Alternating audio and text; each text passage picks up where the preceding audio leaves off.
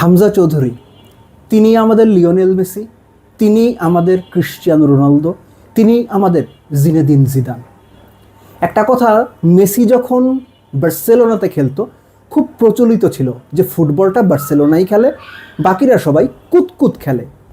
হামজা চৌধুরী ফুটবলটা খেলেন, আর বাংলাদেশ টিমের বাকি যে 10 জন আছে এদের সবাই না, বেশিরভাগ ইদার কুতকুত খেলে, নয় ডাংগুটি খেলে, নয় সিন্ডিকেটের কারণে আসলে জায়গা পায়। দর্শক গ্যালারি থেকে বলছে 1 2 3 4 সিন্ডিকেটের ড্যাশ ড্যাশ মার।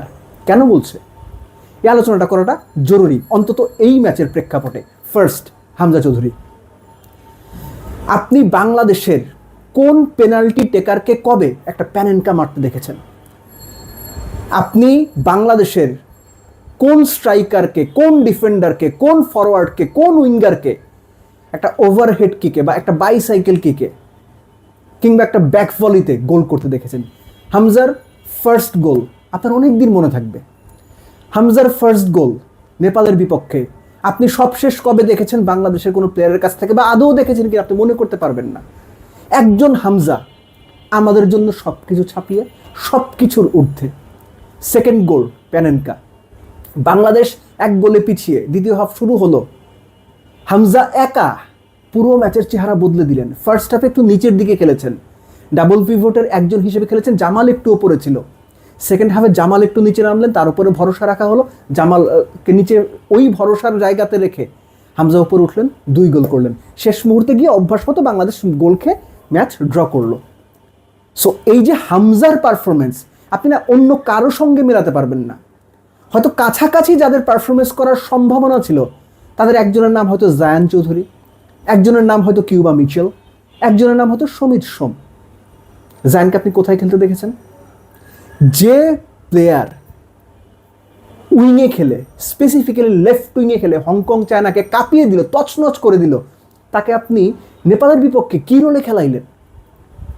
সমিত সোম, কিউবা মিচেল, এদের কি পশ্চাৎ দেশে ফোরা উঠছে? এদের কি মাথা ব্যথা, চোখে কম দেখে? স্টার্টিং লাইন আপ এদের কেন রাখা হয় না? এইখানেই আছে সিন্ডিকেটের প্রশ্ন। আমি নিয়মিত ফুটবলটা ফলো করি না,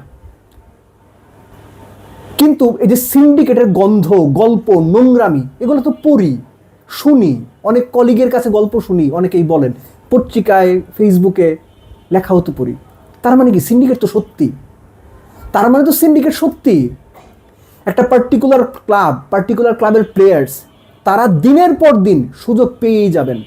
কিউবা মিচেলরা বসে থাকবেন, সমিত সোমরা বসে থাকবেন, আর এই যে ঘটনাগুলো ঘটবে হামজা চৌধুরী দেখবেন।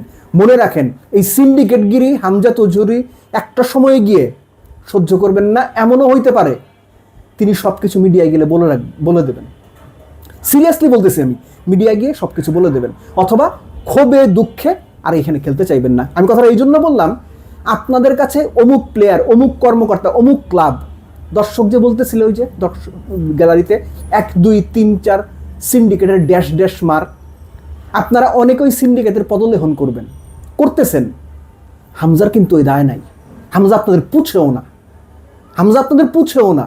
সো হামজা, সমিত সোম, জায়ান, কিউবা মিচেলরা যে আবেগ, যে ভালোবাসা, যেটার কারণে বাংলাদেশে আসছে, তাদেরকে ওই স্পেসটুকু দেন।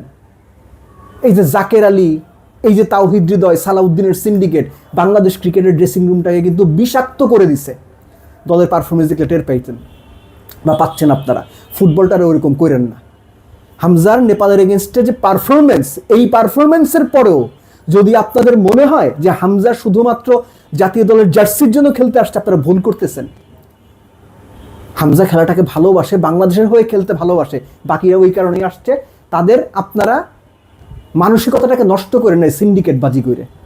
আমি খুব কষ্ট নিয়ে কথাগুলো বললাম। দর্শক যখন মাঠ থেকে বলে, এগুলো আপনাদের গায়ে লাগে না, লজ্জা লাগে না? হাভিয়ার কাবরেরার এমন কি দায় যে পার্টিকুলার ক্লাবের প্লেয়ারদেরই সবচেয়ে বেশি স্পেসিফাই করে খেলাইতে হবে? ধরেন রাকিব, ধরেন ফাহিম, ঘরোয়া ফুটবলে তারা কোন টিমে খেলে আমি জানিও না। আমি শুধু ফুটবলটা যখন দেখি তখন দেখি একটা ভালো রান করতে পারে না, একটা ভালো ডেলিভারি দিতে পারে না, একটা ভালো হেড করতে পারে না, ডিবক্সের ভেতরে যে কোনো বল পায়ে পড়া মাত্র ডাবল টাচ করে, একটা ভালো শুটিং অ্যাকুরেসি নাই। এদেরকে আপনার টপ প্লেয়ার কীভাবে মনে করেন? ফার্স্ট হাফে বাংলাদেশ লেফট উইঙ্গে কয়টা অ্যাটাক করছে আপনি বলতে পারবেন? পারবেন না।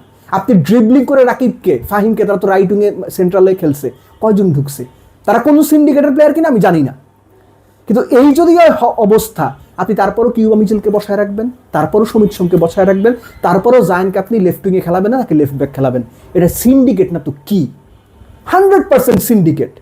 এবং এই সিন্ডিকেট ক্রিকেটের মতো বাংলাদেশ ফুটবলের ড্রেসিং রুমটাকেও, হামজাদেরকে একটা সময়ে গিয়ে বিষাক্ত করে দেবে, মানসিকতা বিষাক্ত করে দেবে।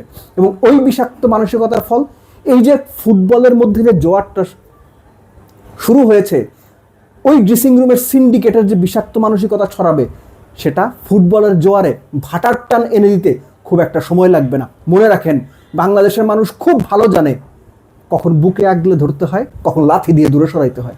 So be careful everyone.